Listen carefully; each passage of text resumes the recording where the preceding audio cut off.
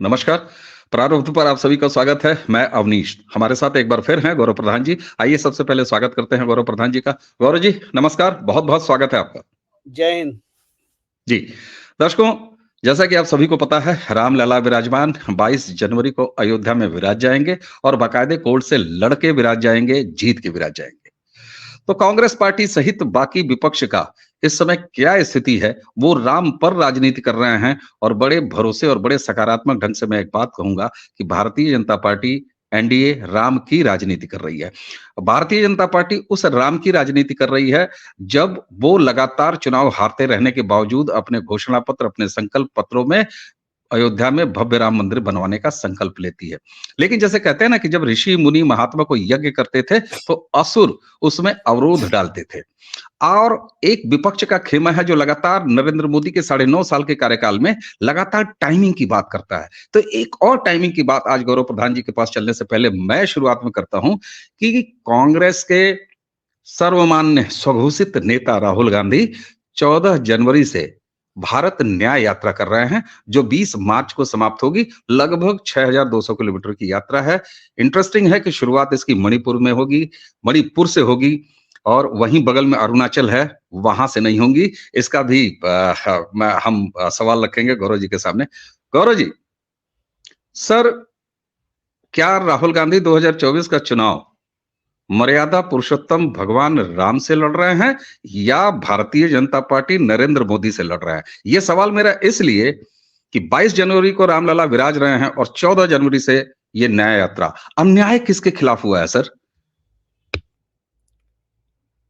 न्याय अन्याय किसके खिलाफ हुआ है, इसके बारे में जानने से पहले ये जानना ज़रूरी है कि ये यात्रा क्या है।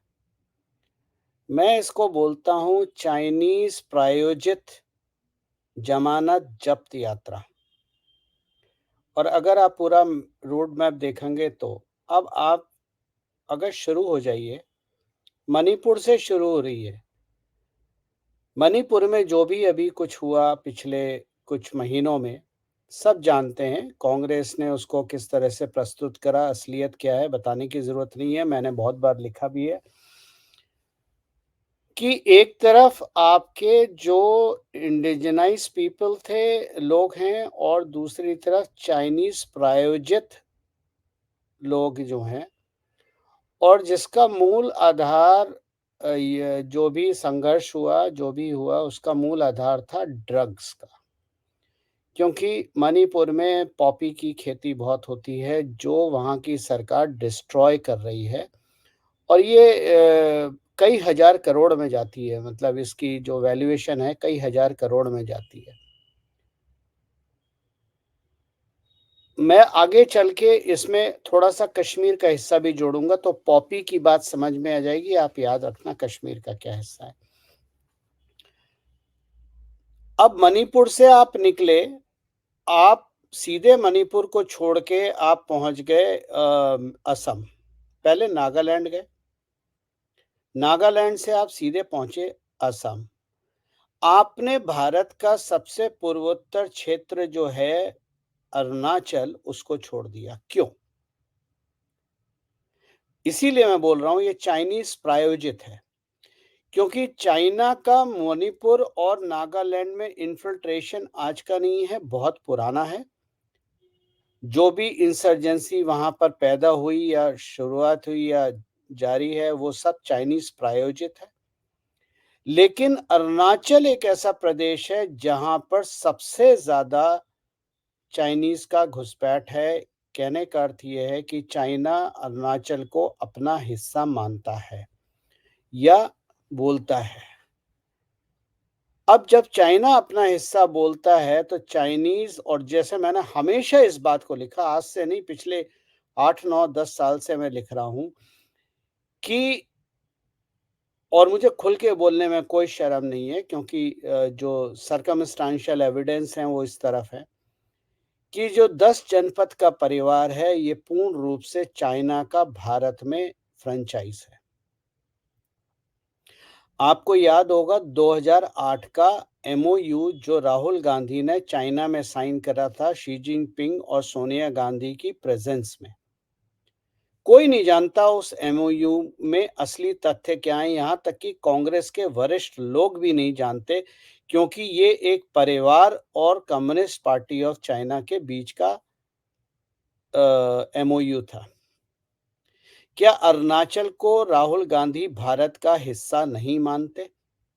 जैसा कि चाइना कहता है, तभी तो आपने अगर आप भाई अगर आप या मैं अपनी यात्रा शुरू करें ईस्ट से वेस्ट तक, तो मैं भारत में पूर्वोत्तर क्षेत्र का वो हिस्सा चुनूँगा शुरुआत के लिए जो सबसे ईस्ट होगा। अरुणाचल के बारे में बहुत कम लोग ये भी नहीं जानते हैं कि अरुणाचल को बोला जाता है land of rising sun.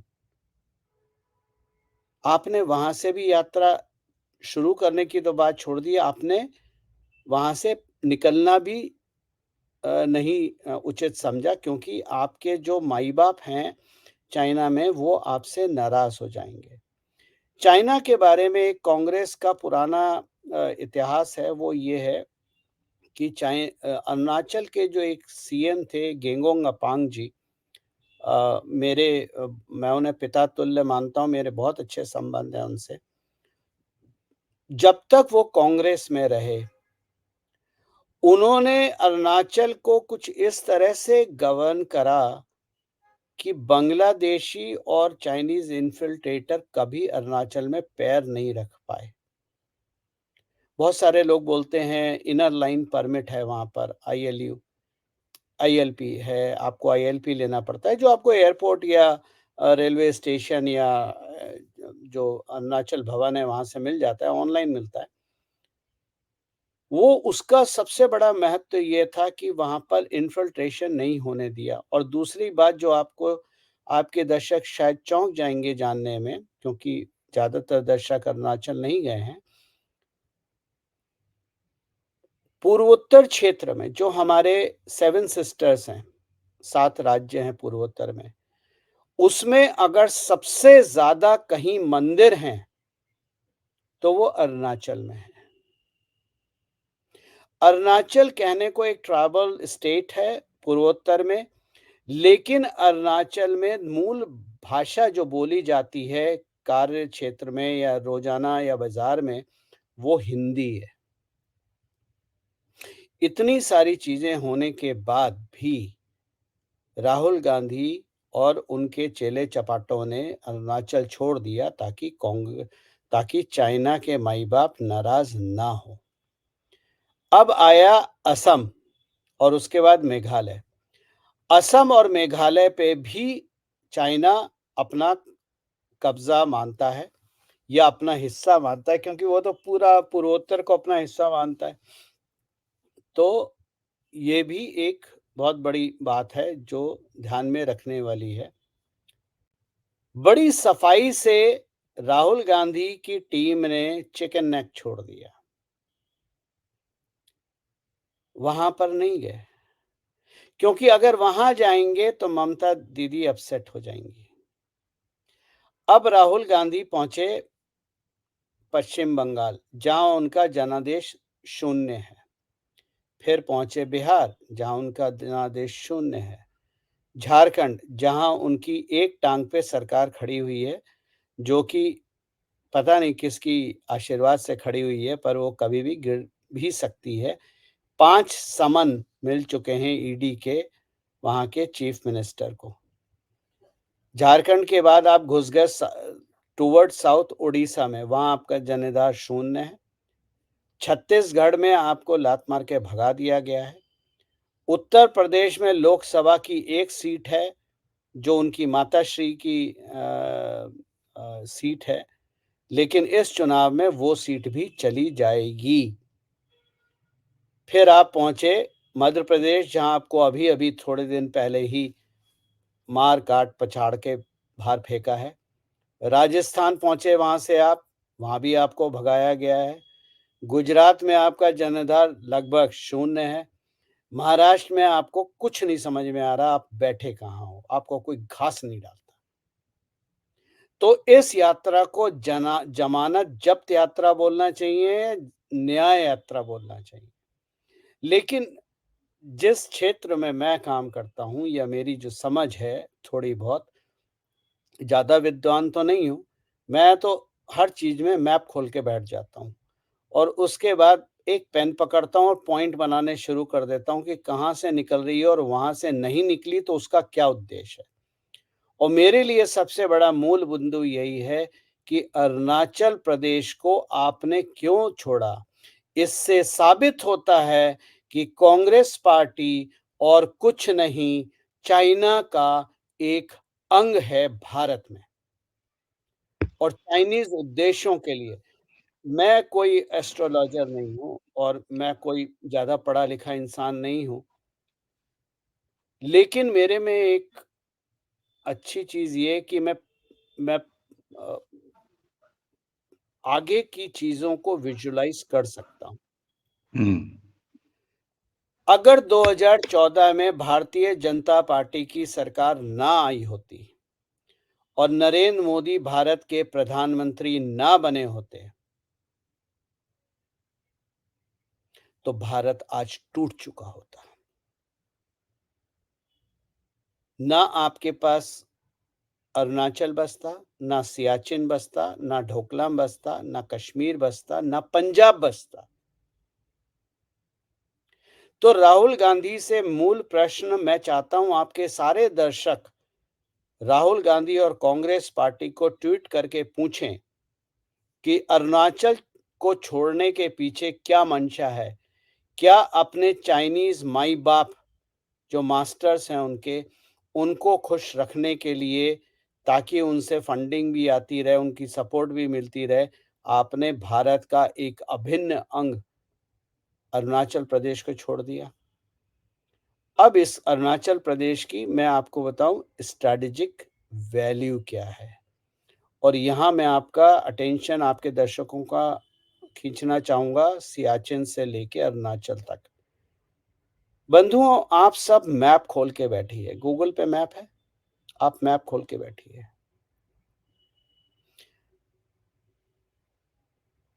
Siachen से लेके अरुणाचल तक और जिसमें मैं तिब्बत भी जोड़ता हूँ, दुनिया का सबसे बड़ा फ्रेश वाटर रिजर्वॉयर है।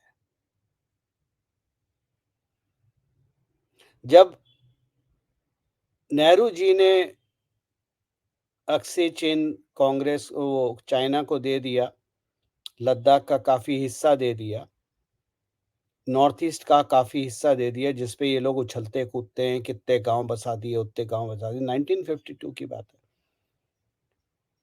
तो नेहरू जी ने बोला था, "not a blade of grass grow in Ladakh, what we will do with it?" इतना मूर्ख इंसान मैंने अपने जीवन में नहीं देखा, जिसको ये नहीं समझ में आ रहा कि भारत की सारी नदियाँ इन्हीं हिस्सों से निकलती हैं और संपूर्ण भारत की प्यास वही नदियाँ बुझाती हैं। फ्रेश वाटर बहुत आप मतलब मैं किसी के बारे में तो नहीं कह सकता, लेकिन बहुत-बहुत ज्ञानी लोग हैं, कोई मिलिट्री की बात करता है, कोई ट्रेड की बात करता है, कोई कुछ और बात करता है, चाइना, इंडिया की जब बात होती है। लेकिन जो सबसे मूल फंडामेंटल पॉइंट है, जो सब मिस करते हैं और मैं तो ख़ैर 1998 पे मैंने एक पेपर लिखा था, तब से मैं ये बात कर रहा हूँ। भारत और चाइना का मूल मुद्दा पानी है। तो राहुल गांधी आपने अरुणाचल क्यों छोड़ा?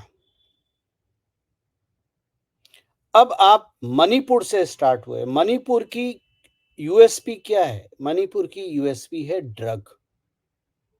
एक क्रिश्चियन स्टेट है, ड्रग उसकी मूल जो भारत में ड्रग घुसने का है क्योंकि वहाँ पैदावार हो रही है। चाइनीज़ गए, चाइना में गई, वहाँ प्रोसेस हुई या आईएसआई ने उठाई, वहाँ प्रोसेस करी पाकिस्तान में कहीं पर और उसके बाद भारत में भेज दिया। जब मैंने शुरुआत में कश्मीर की बात कही, उसका मूल कारण ये था कि अभी राजौरी में कुछ अटैक हुए।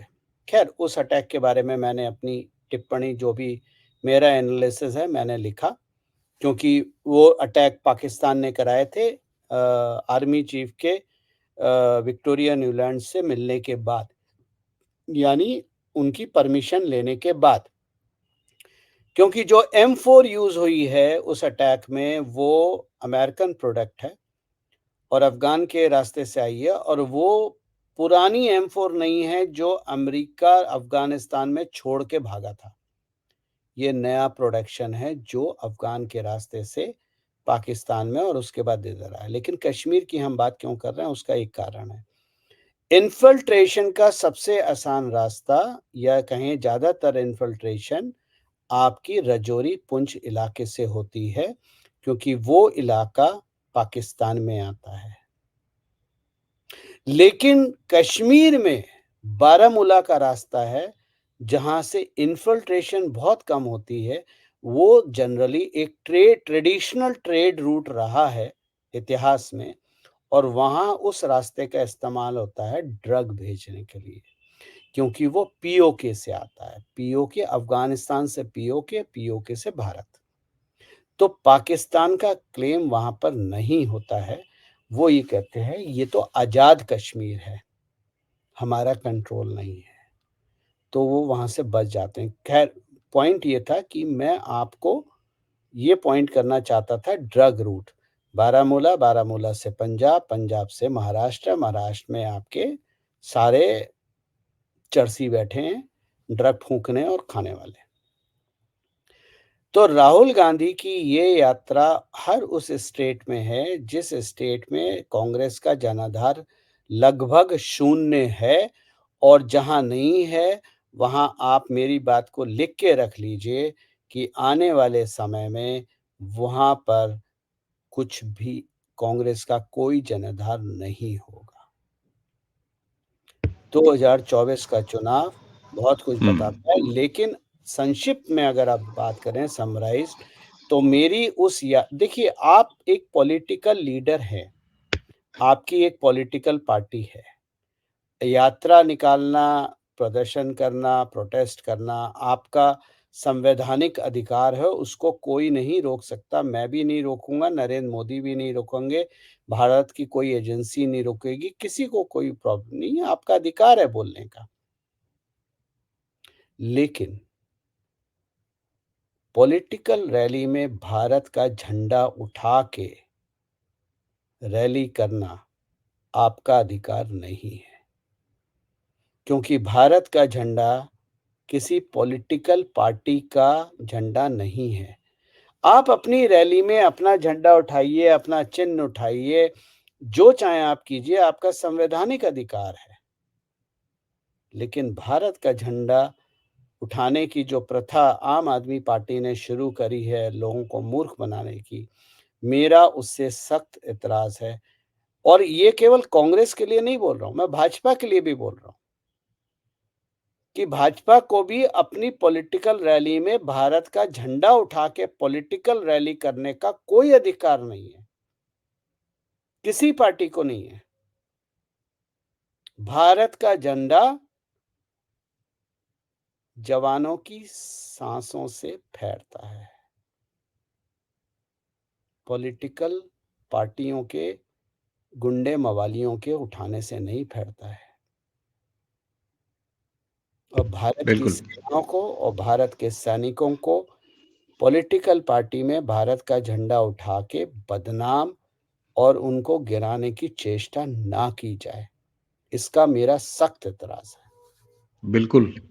ये जिस भावना से और जिस भावना की ज़मीन से आप ये बता रहे हैं, और निश्चित रूप से ये एक बड़ा महत्वपूर्ण बिंदु है। मुझे लगता है कि इसको एक अभियान बनना चाहिए, और ये शुरुआत प्रारंभ की इस बातचीत इस चर्चा के बीच में निकल गई, क्योंकि वाक़ई हालाँकि एक फ्रीडम है, और बड़ा नियंत्रण में था इंडियन फ्लैग, और उसको फहराना और उसको अपने तरीके से आम लोगों द्वारा, तो ये वो ठीक है, वहाँ पे एक लिबरेशन आया, वो ठीक है। लेकिन गौरव जी, आपकी बात बिल्कुल बहुत बड़े अर्थ रखती है कि कोई पार्टी, क्या भाजपा, क्या कांग्रेस या कोई भी पार्टी, कम से कम भारतीय तिरंगे को अपने राजनीतिक रैली ना बनाए।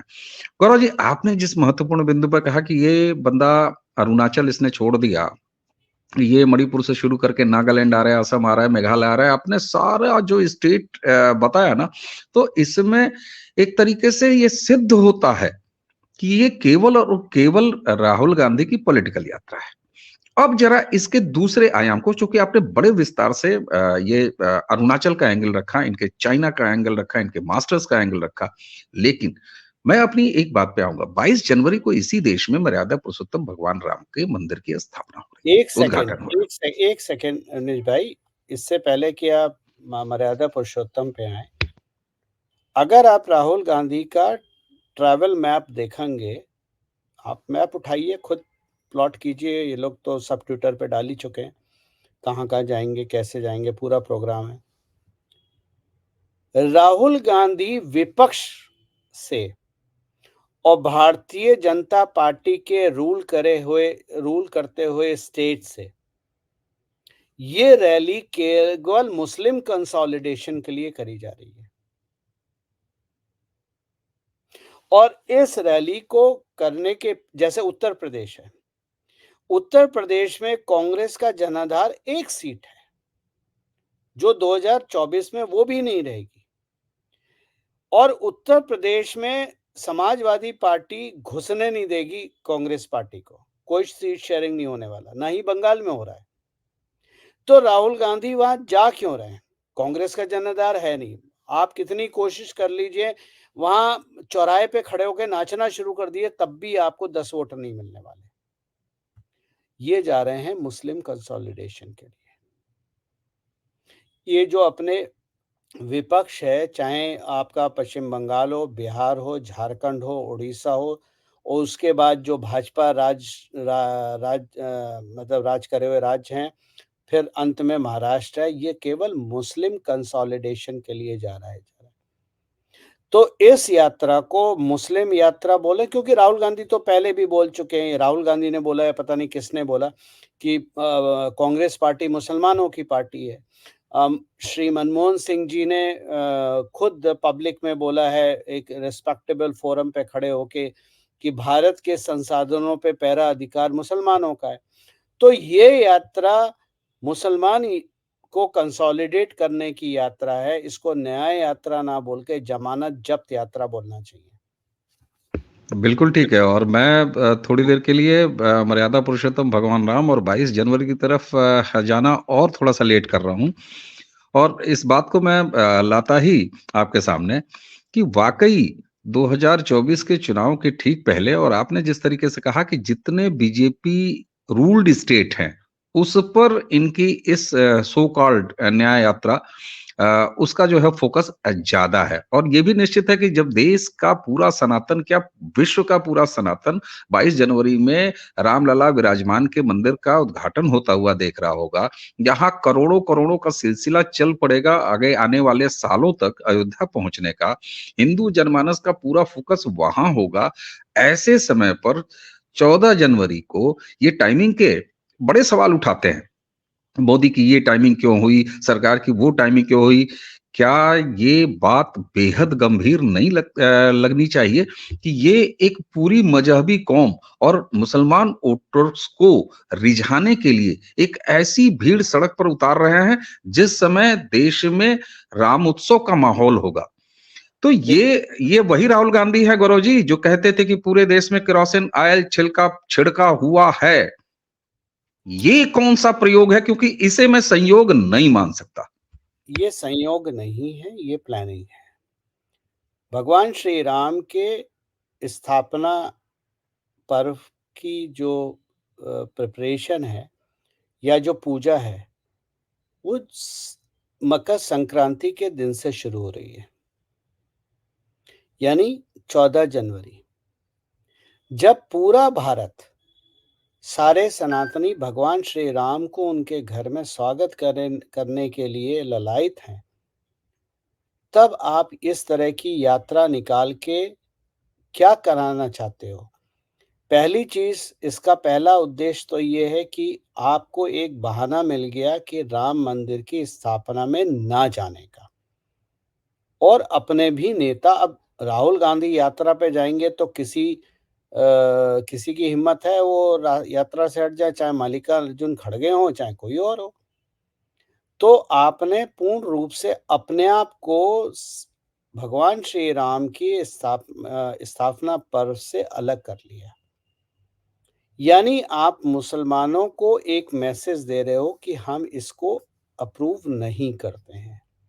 जिसको सुप्रीम कोर्ट ने संवैधानिक मान्यता दी है, आप उसको भी अप्रूव नहीं करते। बड़ी सीधी-सी बात है, जो 10 जनपद का परिवार है, वो भारत की किसी भी संस्था को अपना नहीं मानता।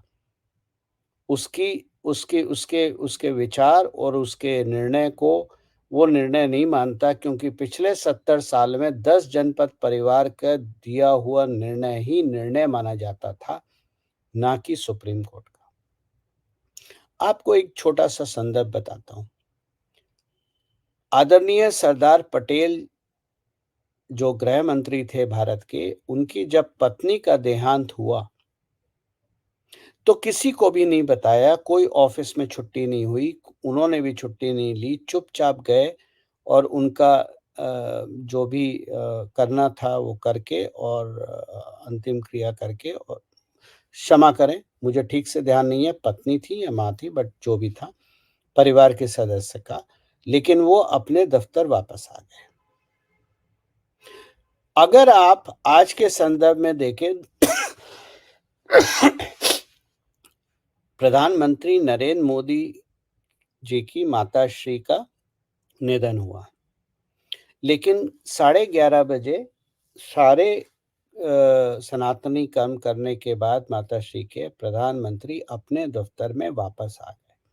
कहने का अर्थ ये है कि जो राष्ट्र का हित और राष्ट्र के कार्य सर्वोपरि होते हैं, एक व्यक्ति विशेष से।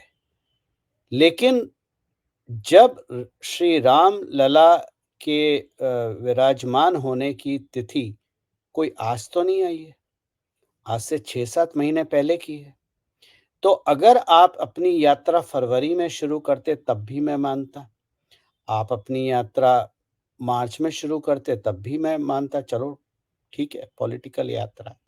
लेकिन यहाँ तो यात्रा का मूल आधार भगवान श्री राम के मंदिर ना जाने का बहाना, और दूसरा क्योंकि अगर आप मैंने जैसा बोला था, अगर सोनिया गांधी और राहुल गांधी मंदिर की स्थापना में जाते हैं, प्राण प्रतिष्ठा में जाते हैं, तो वो मुसलमानों को, वोट बैंक को नाराज कर देंगे। लेकिन अगर वो नहीं जाते हैं, तो हिंदू साफ हो जाएंगे, तो वो दोनों तरफ से फंस चुके हैं। तो इस फंसा-फसी में रास्ता कहाँ से निकाला जाए, तो वो रास्ता निकला है यात्रा का।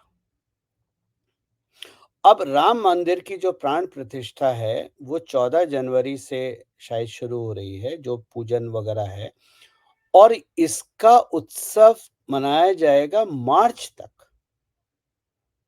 तो 14 जनवरी से 20 मार्च जो यात्रा की तिथि है, वो संपूर्ण रूप से भगवान श्री राम को इग्नोर करना, राम मंदिर को इग्नोर करना, हिंदुओं की मज़ाक बनाना और हिंदुओं को बताना कि मूर्ख हिंदू, 2 कौड़ी के हिंदू, हम तुम्हें कितना भी मारें, वोट तो तुम हमें दोगे। मेरे ख्याल से इसके बाद अगर कोई हिंदू कांग्रेस को वोट देता है या सपोर्ट करता है, तो मैं बड़े दुःख के साथ बोलता हूँ, उसको हिंदू बोलने का तो अधिकार है ही नहीं। ठीक बात।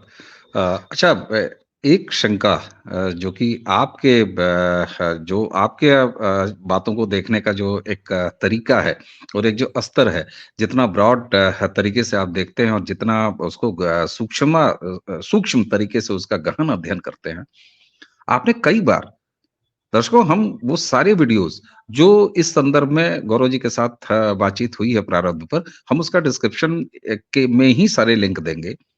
गौरव जी, कई बार आपने जब-जब मैंने मज़ाक में भी कहा है और ये सवाल भी पूछा है कि राहुल गांधी का एक चरित्र जो हल्का-फुल्का, बकलोल, है ना? पप्पू इस तरह का है, लेकिन ऐसा है नहीं। आप इस बात की जरा कल्पना करिए, मैं तो कल्पना करके सिहर उठता हूँ और साफ-साफ देख रहा हूँ कि एक मजहबी भीड़ को पॉलिटिकल यात्रा में सड़क पर ऐसे समय पे उतार के, ये तो दंगा फैलाने की स्थिति दिखाई दे रही है। बिल्कुल, मैंने आज से नहीं मैंने देखिए व अरे भाई अगर हम लोग ने आपको याद होगा हम लोग ने पहले भी एक बात करी थी, एक टॉपिक डिस्कस करा था अ, वीडियो बनाने के लिए। आप 1947 से 2014 तक और बल्कि 2019 तक सारे लोकसभा चुनाव उठा लीजिए और उन लोकसभा चुनाव के 6 महीने पीछे जाके देखिए कि क्या हरकतें हुई हैं। खून-खराबा कांग्रेस की चरित्र है। मैंने आप ही के शो में बताया था कि अगर शास्त्री जी का निधन ना होता तो इंदिरा गांधी प्रधानमंत्री नहीं बनती। शास्त्री जी का खून बहा।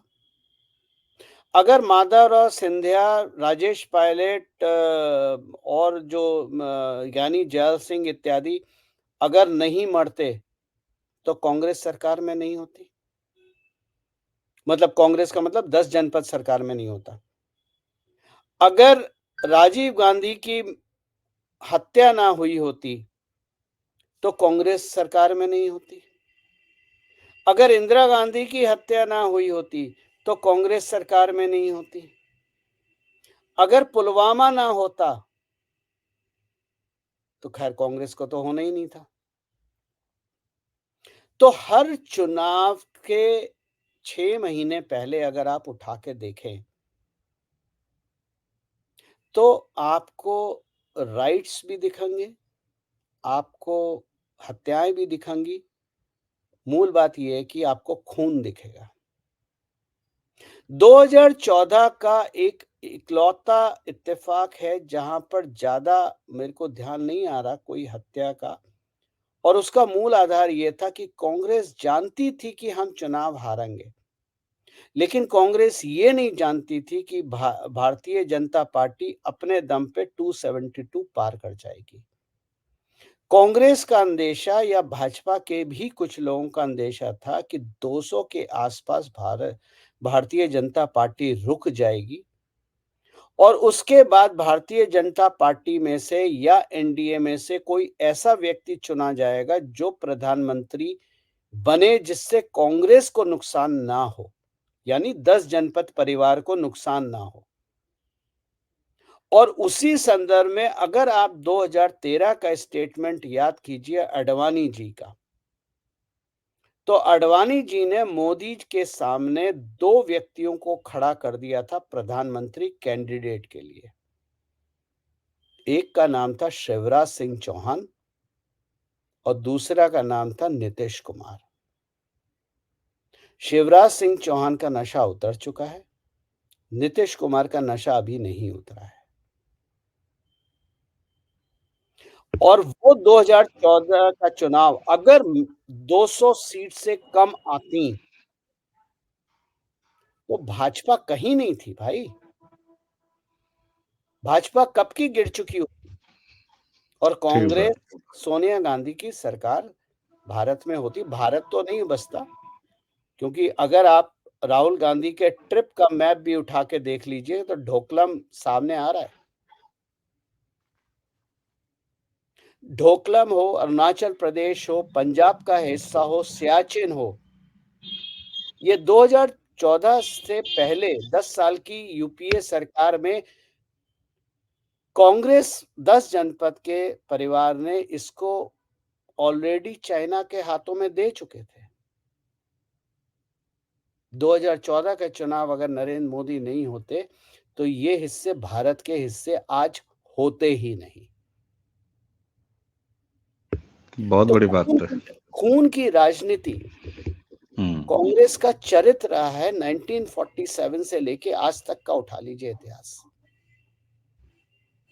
बिल्कुल ठीक कह रहे हैं और जब ये पूरा देश 2024 के लोकसभा चुनाव के मुहाने पे है, चलिए अयोध्या में भगवान श्री राम का मंदिर है और वो किसी कोई राजनीतिक विषय नहीं है और दूसरी बात ये किसी पार्टी ने नहीं बनाया, सुप्रीम कोर्ट के ऑर्डर से बन रहा है, मुकदमा लड़ के जीत के बन रहा है। लेकिन ऐसे समय में राहुल गांधी का इस तरह से उतर जाना, तो क्या एक तो अशांति फैलाना, वो साफ-साफ पे दिखाई दे रहा है क्योंकि स्टेट के मैटर्स होते हैं लॉ एंड ऑर्डर के और यहाँ एक चीज़ और मैं अब ध्यान दे रहा हूँ, जब मैं अशांति फैलाने की कोशिश देख रहा हूँ, राहुल गांधी की इस तरह से मज़हबी एक भीड़, जो कि सीधे-सीधे उनके जो तुष्टिकरण है, जो मुस्लिम मतदाताओं को रिझाने का काम है, उस पर आधारित है और ज़्यादातर बीजेपी रूल्ड स्टेट हैं, यानी कि अगर दंगे-फसाद हों, तो वो ज़्यादातर उन राज्यों में हों, जहाँ भारतीय जनता पार्टी की सरकार है, ताकि भारतीय जनता पार्टी के उस प्रदेश की सरकार और कुल मिला के नरेंद्र मोदी और भारतीय जनता पार्टी पर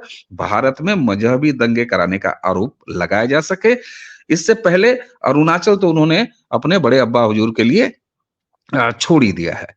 तो क्या भारत का सनातन वर्ग बहुसंख्यक इस बात को समझने की जमीन पर खड़ा है और उसे समझ लेना चाहिए इस क्रूर जो षड्यंत्र है राहुल गांधी के नेतृत्व में इस सो कॉल्ड न्याय यात्रा के जरिए?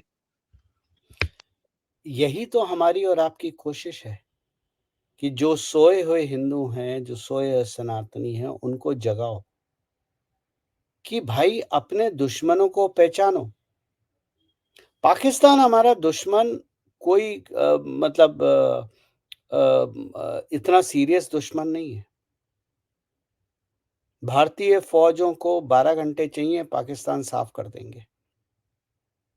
तो 12 घंटे भी मैं सिविल में होने की बात कर रहा हूँ, मतलब एक्चुअल नहीं बता सकता, लेकिन कमी है। सारी तैयारी हमा मतलब we are prepared for anything, any eventuality at any time. वो दिन गए जब हमें परमिशन लेनी पड़ती थी। अब भारतीय फ़ौज के कमांडर्स अपने लेवल पे काम करते हैं, रेडीनेस हमेशा की रखते हैं। चाइना भी हमारे लिए देखा जाए, चाइना सबसे बड़ा दुश्मन है, पाकिस्तान से बड़ा दुश्मन चाइना है। ले लेकिन चाइना को हम इकोनॉमिकली हैंडल करेंगे, वेपन से हैंडल नहीं होगा।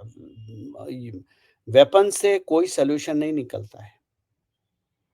आपने पाकिस्तान का एग्ज़ाम्पल देख लिया, बिना गोली चलाए हमने पाकिस्तान को उसका पिछले 9 साल में भीख का कटोरा बड़े से बड़ा ही होता चला गया। आज चाइना की जीडीपी नीचे जा रही है, नेगेटिव जा रही है। तो इकोनॉमिकली हैंडल कर लेंगे।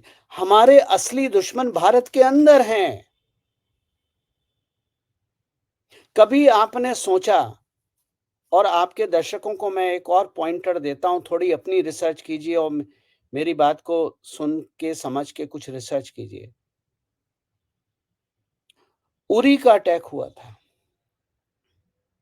खैर, उरी का अटैक जिस तरह से दिखाया गया, बताया गया, वो पूर्ण नहीं था, क्योंकि मैं उस उरी बाउल में खड़ा होके आया हूं और पूरी ब्रीफिंग लेके आया हूं सीनियर फौजी से कि कहां से अटैक हुआ था, कैसे हुआ था।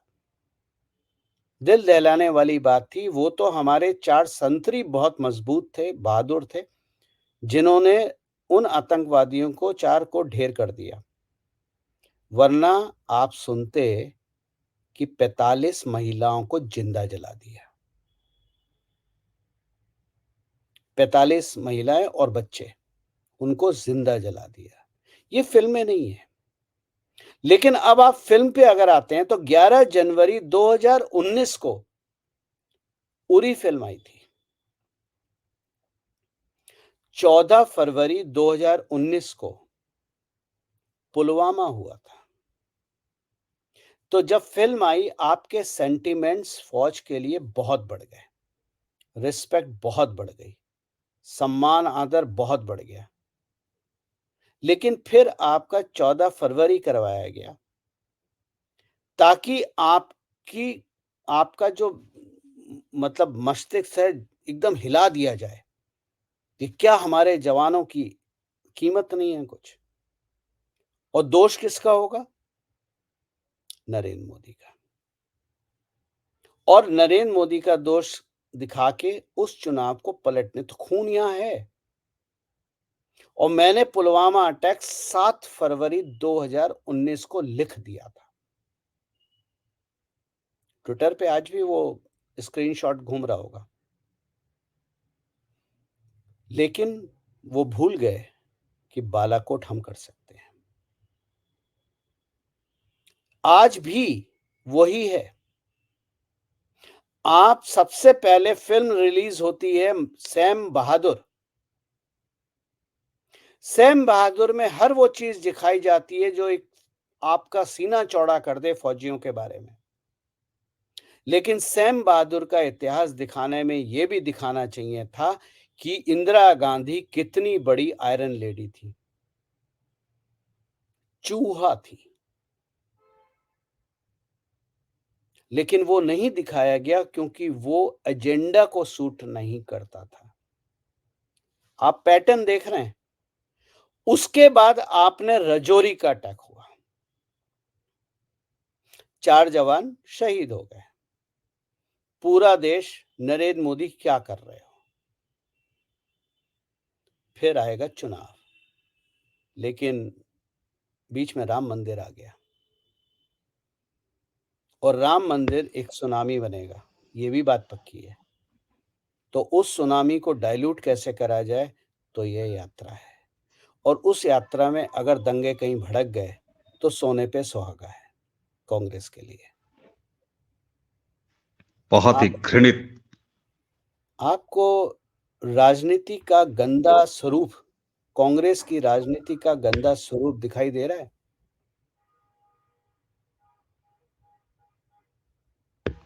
बिल्कुल, वो साफ-साफ समझ में आ रहा है और मुझे लगता है कि आपने मेरी जो ये आशंका था, क्योंकि भाई टाइमिंग का सवाल क्यों ना पूछा जाए? और उसके साथ जब लिंक जुड़ता है चाइना का, और चाइना के बाद आखिर वो कौन हिंदू होगा जो 22 जनवरी या 14 जनवरी से लेके और आगे आने वाले कई-कई महीनों तक वो कुछ और सोच सकेगा? मैं यहाँ राजनीति की बात नहीं कर रहा हूँ, और प्रभु मर्यादा पुरुषोत्तम भगवान राम के सामने मोदी कौन ठहरते हैं? योगी कौन ठहरते हैं? भारतीय जनता पार्टी जैसी कोई पार्टी तुच्छ-सी, वो कौन ठहरती है? तो वहां तो हिम्मत हो ही नहीं रही है। और राहुल गांधी जैसा एक व्यक्ति न सिर्फ सनातन के प्रति अन्याय की यात्रा को लीड कर रहा है, बल्कि एक मजहबी भीड़, दंगाई भीड़, और दंगा फैलाने, चुनाव के ऐन मौके पर सीधे सीधे मजहबी दंगा फैलाने के अपने एजेंडे पे काम कर रहे हैं। गौरव जी, मैं चाहूंगा कि चलते चलते आप अगर एक संदेश के रूप में सनातनियों को, विश्व भर के सनातनियों तक ये संदेश जाए, और भारत के हिंदुओं, जो कि बच्चा, एक नारा हमने अपने नौजवानी में सुना था जब 90 में राम मंदिर का आंदोलन चल रहा था, कि बच्चा बच्चा राम का, जन्मभूमि के काम का। मुझे गर्व है कि हम अयोध्या से 100 सवा 100 किलोमीटर दूर के अस्थाई निवासी हैं। हमने वो दौर देखा है, और हमारे जैसे व्यक्ति की जब इतनी ज्यादा उत्साह और इतना रोंगटे, मैं इस समय आपसे बात कर रहा हूं, मेरे रोंगटे खड़े हुए। ऐसे में जब पूरे देश के हिंदुओं का, करोड़ों करोड़ों सनातनियों का ध्यान उस तरफ होगा, अपने राजा राम की तरफ होगा, अपने रामलला की तरफ होगा, ऐसे में ये जो दंगाई मानसिकता लेके एक पार्टी सड़क पर उतर रही है, कौन सा अनुशासन, कौन सी संचेतना आप जरूरी समझते हैं कि हर एक सनातनी को न सिर्फ अपने स्तर पर जीनी चाहिए, बल्कि अपने घर, मोहल्ले, शहर, गांव, कस्बों तक इस बात को फैलाना चाहिए, ताकि हमारे सनातन पर कोई आक्षेप न लगे। आपने बोला कि आप बचपन में बोलते थे बच्चा बच्चा श्री राम का। भाई बहुत बचपन भी नहीं था, मैं या अपने ठीक है, इंजीनियरिंग कॉलेज के हाँ, सेकंड सेमेस्टर में था। यस। हाँ, हाँ, हाँ, मैं भी वहीं था, सेकंड थर्ड सेमेस्टर में था।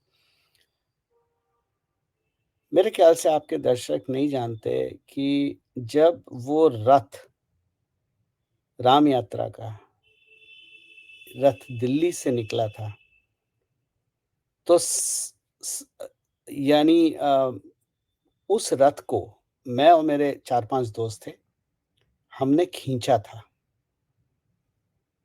हम नहीं जानते थे नरेंद्र मोदी जी कौन हैं उस वक़्त, अडवाणी जी को हम पहचानते थे और हमने वो रथ खींचा था।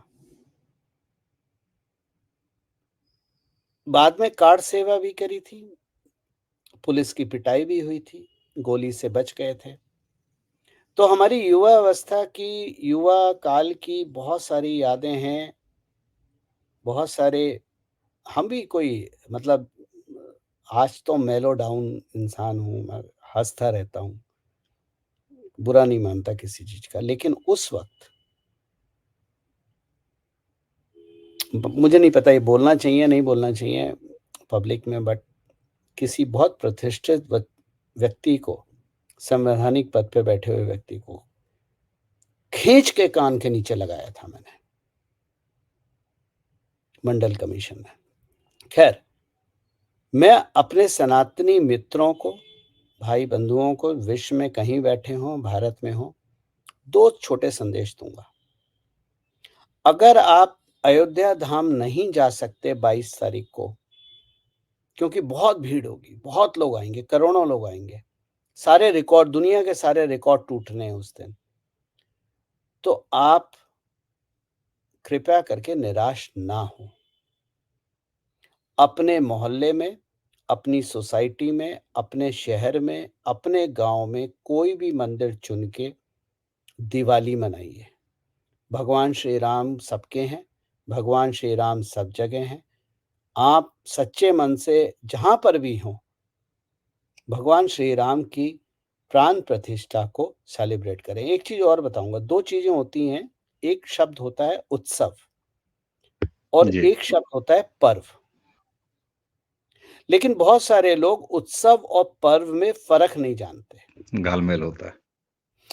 उत्सव हम अपनी खुशियों के आधार पे दिन में मनाते हैं। जैसे आपका जन्मदिन हो गया या कोई पार्टी कर ली, वो उत्सव है। लेकिन पर्व वो होता है जहाँ पर एस्ट्रोलॉजिकल कैलकुलेशन की जाती है, नक्षत्रों की गणना की जाती है, एक शुभ मुहूर्त निकाला जाता है। तो ठीक है। भगवान श्री राम की प्राण प्रतिष्ठा उत्सव नहीं, पर्व है। और पर्व के लिए ज़रूरी नहीं कि आप अयोध्या ही जाएँ तभी पूरा होगा। आप जहाँ पर भी हों, पर्व को मनाइए और पर्व को अपने अपने लेवल पे पर्व को देखिए। बिल्कुल ठीक बात।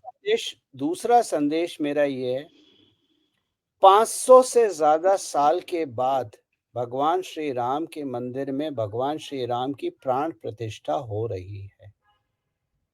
इन 500 सालों में बहुत सी पॉलिटिकल पार्टियां आईं और बहुत हुँ, से पॉलिटिकल पार्टियां खत्म हुई और नेता आए और नेता खत्म हुए। बहुत से प्रधानमंत्री बने जिनका कोई नाम भी नहीं जानता आज के समय में। राजनीति चलती रहेगी, बाद में हो जाएगी। लेकिन ये काल मुहूर्त का काल है। भगवान श्री राम की प्राण प्रतिष्ठा का काल है। कृपया इसको राजनीति में ना तोल के और एक सनातनी होने का गर्व महसूस कीजिए और आप दुनिया के किसी भी कोने में हों, इस दिन को दिवाली के लिए दिवाली जैसा उत्सव मनाइए, पर्व मनाइए। उत्सव नहीं, ये पर्व है। जब हम दिवाली के बाद दीपोत्सव ठीक बात। करते हैं अयोध्या में, वो दीपोत्सव है, वो दीपोत्सव, पर्व नहीं है। लेकिन ठीक बात। भगवान श्री राम की स्थापना पर्व है। तो इस पर्व को मनाइए, बस यही संदेश है। और ये जो राहुल गांधी वगैरह भड़का रहे हैं लोगों को, इन भड़काने में मत आइए। ये रैलियां होती रहेंगी और आप निश्चित रहिए इन रैलियों से कुछ ना होने वाला। हुँ, 2024 में माननीय श्री नरेंद्र मोदी एक बार फिर बोलेंगे, मैं दामोदर दास मोदी भारत के प्रधानमंत्री की शपथ लेता हूँ। बहुत खरी बात। और दर्शकों, हम आपसे भी कहेंगे, उत्तर प्रदेश निवासी होने की वजह से कहूँगा, अवध और गोरक्षनाथ, बाबा गोरक्षनाथ की धरती का निवासी। यानी मैं जब हर हफ्ते अपने गोरखपुर और लखनऊ के बीच में यात्रा करता हूँ, तो प्रभु श्री राम वहाँ पढ़ते हैं। तो सरकार ने भी आपसे निवेदन किया है, हर स्तर पर निवेदन किया जा रहा है और गौरव मैसेज दिया कि निश्चित रूप से 22 तारीख को इस महापर्व को अपने अपने घर पर मनाइए, दिवाली मनाइए और थोड़ा-सा आराम-आराम से आइए। अब रामलला विराज गए हैं और तमाम तरह की भौतिक सुविधाएँ भी वहाँ हैं, ट्रेन स्पेशल चलाई जा रही है, इंटरनेशनल एयरपोर्ट का उद्घाटन कल प्रधानमंत्री करेंगे। तो स आपके राम जो कण-कण में हैं, वो अब अयोध्या में भी हैं। तो आराम से आइए, सालों-साल आइए और क्या चुनाव और क्या नेता हटा दीजिए, राजनीति हटा दीजिए। ऐसे जहरीले लोग जो राहुल गांधी की तरह सड़कों पर उतर रहे हैं, राम लाला से, मर्यादा पुरुषोत्तम भगवान राम से राजनीति कर रहे हैं, उनकी राजनीति पर पानी डालिए।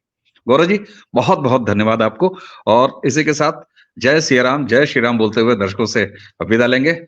आपको बहुत-बहुत धन्यवाद और सभी जय जय दर्शकों श्री राम।